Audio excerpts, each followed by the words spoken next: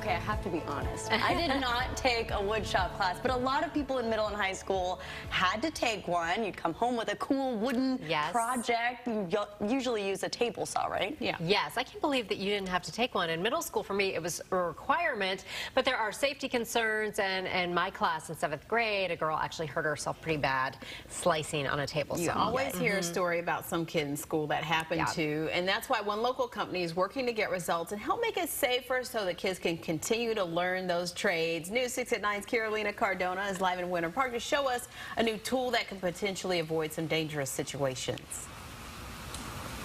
That's right. Good morning, ladies. We are inside a wood shop at Microchip. It's a company that focuses on making it easier and safer for people so that they can continue doing what they love. Like, for example, this TV right here, it's all made out of wood. But in order for the person to have been able to build that, he needed to use a table saw just like this one that you see right here. Now, how exactly are they making it safer for them? Well, with this tool. It's called a 3D push block gripper, and you place it just right over the piece of wood that you'll be working with. This lightweight product could potentially avoid a trip to the ER. It controls your wood as you're making cut from 3 directions.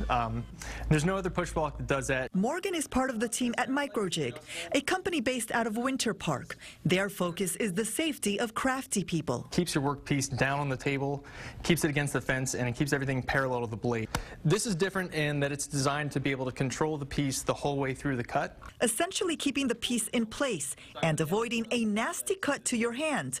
The company says that every year more than 50,000 people are treated for table saw injuries. But that comes to 1 injury every 9 minutes. So there's a huge need for better practices on the table saw. Microjig's mission is to end table saw injuries by 2020 with this American-built product. With this tool, they're also hoping to bring back the craft of carpentry to public schools. Those programs are going away, and we think that it may have something to do with the fact that teaching students can be dangerous. They hope to donate this gripper to schools around the country.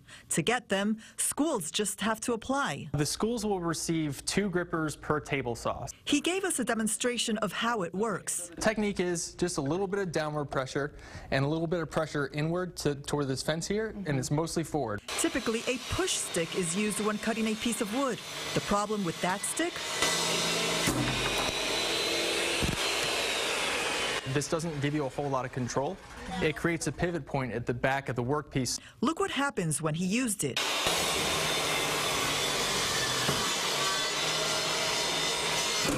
Imagine if you were standing back here. If, you know, that's been known to break ribs.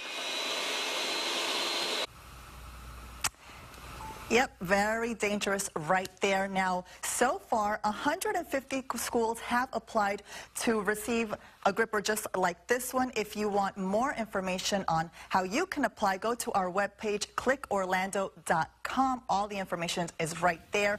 One of our local schools that already applied and is going to receive some of these grippers is Lyman High School in Longwood. Ladies, back to you. All right, that is great, and hopefully we'll start to see that be a standard piece of equipment there along with all that other great equipment. Carolina, thank you. Those sounds take you back. Yes, it kind of gave me an anxiety attack, I think. I'm like, oh, goodness. I'm over here like, please don't show any blood. Please don't show any blood. I have a fear of blood. No, that was a great package. Yeah.